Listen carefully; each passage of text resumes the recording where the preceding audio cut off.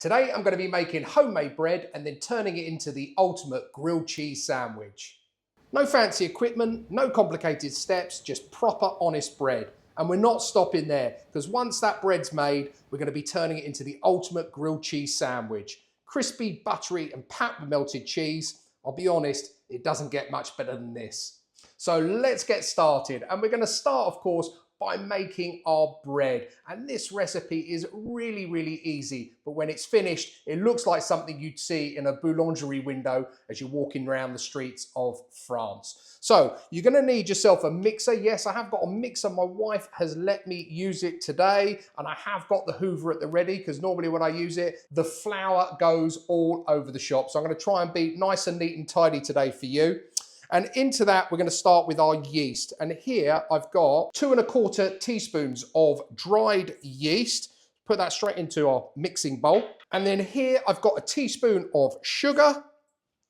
And then 300 millilitres of warm water. Just want to add that. And we're going to leave that for about 5 minutes or until that mixture starts to froth up. Okay, so our mixture's started to bubble up or foam up. I don't know what the right term for it is. I'm sure one of you guys will let me know. And then we want to switch that on and then gently and gradually add in plain or all-purpose flour. And we've got 400 grams of it to go in. So I'm already spilling some. It's already going over the bench and the floor. That's it, we're all in. And we're just gonna let that do its thing now until it all comes together and everything's incorporated. Okay, that's all incorporated nicely. Just going in with a teaspoon of salt. And again, just leave that to do its thing. This is a relatively wet dough, so don't worry if it seems a bit sticky at this point. You've got nothing to worry about. Okay, that's us done. Let's turn that off. Let's lift it up. You can see that dough, hopefully. See what I mean? It is really sticky, but don't worry, because as we go on, this is going to firm up nicely. So let's remove it from here. And all we're going to do at this stage is just cover it with a tea towel. We want to let that sit for about an hour until that doubles in size.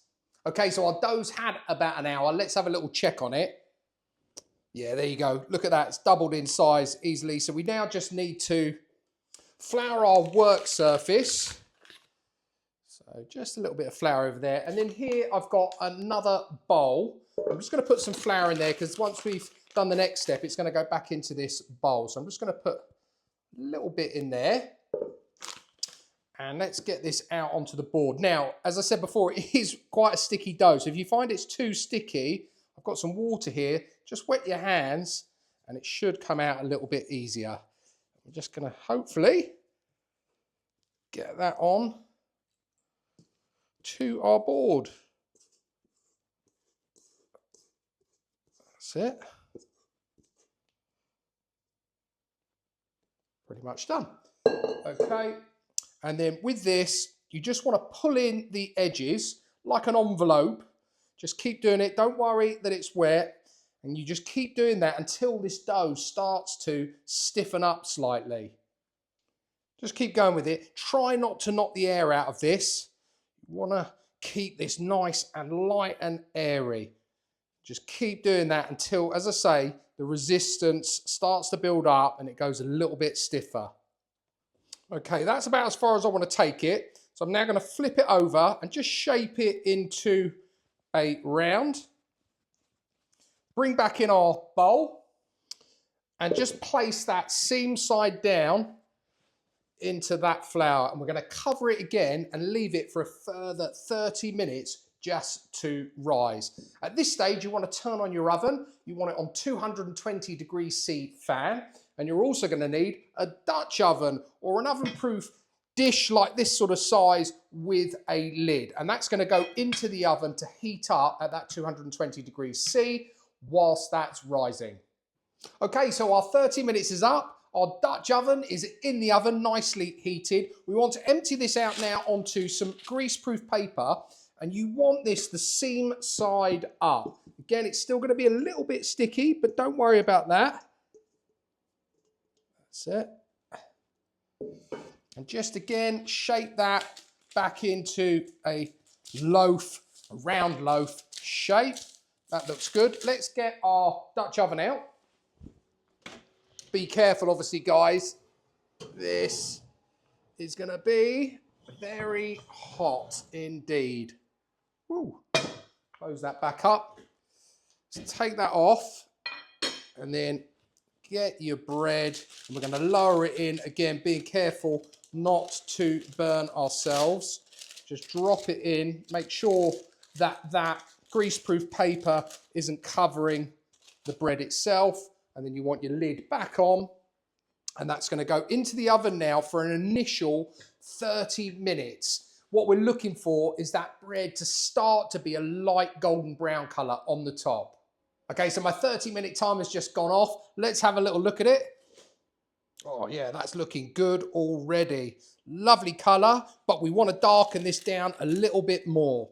So this is now going to go back into the oven uncovered for 10 to 15 minutes or until that bread has taken on a bit more of a nice mahogany colour. Okay, so we're out of the oven again. Took the 15 minutes. Let's carefully take this out. Actually, do you know what? I've got a spatula here. Let's see if I can get it underneath. Yeah, which I can. I have to say, this looks dandy. It's got a lovely colour on it. Have a little look at that. It looks lovely. And listen, nice solid crust on that. So I've just put it onto the rack.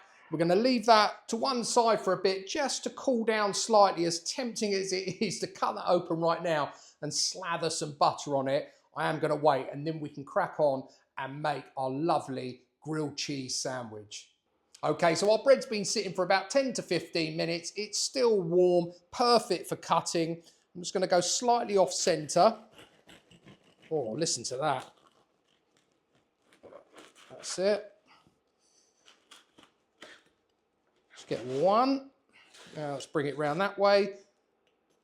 Our nice slices of bread ready for this toasty. I've been looking forward to this. I do love a cheese toasty.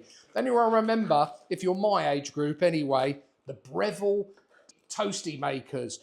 I remember we picked ours up in a petrol station.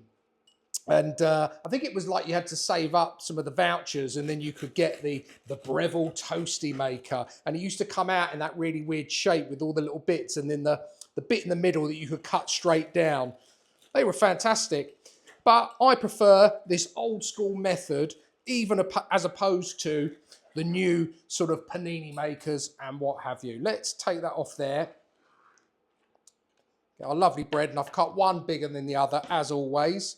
So cheese. Now, everyone has their own cheeses they like in their toasties. For me, this is a winner all day long, and it is a mix of grated mozzarella cheese and Gruyère cheese. And the Gruyère for me gives it the nice nuttiness in there, and the mozzarella gives it that stringiness. So I'm going to load that up. Don't be shy with this.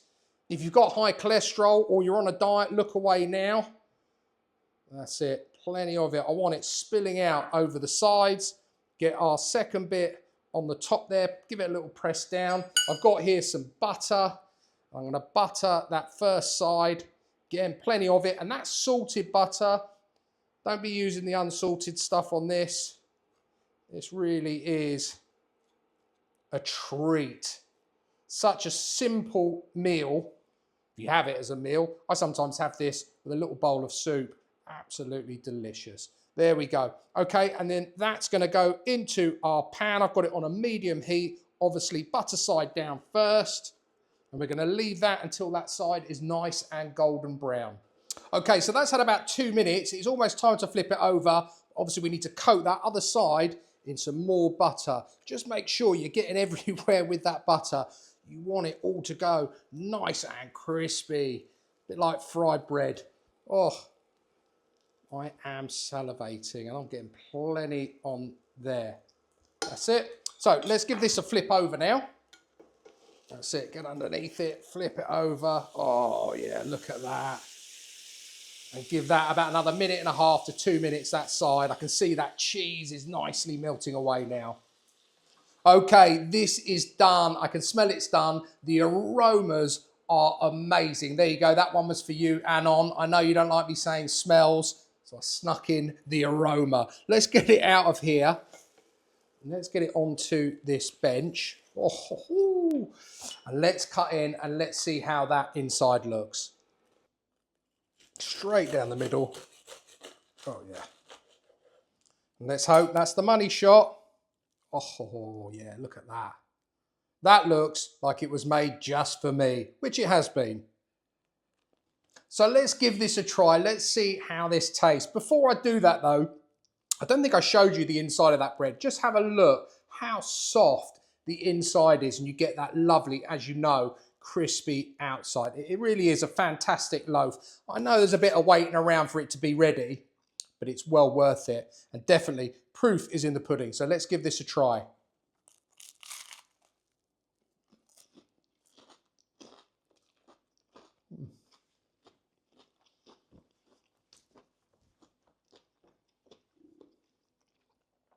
To me, excuse me, that hands down beats any other grilled cheese sandwich I've tasted. As I said before, you've got the nuttiness of that Gruyère, you've got the nice stringiness of that mozzarella. Of course, use whatever cheese you like, switch them out. Cheddar works perfectly well, but for me, that is a winning combo. And definitely making your own bread instead of using shop bought just elevates it to another level. Guys, give this one a go. Such an easy thing to make, but for me, by God, it's like a 5-star dinner. It really is that good.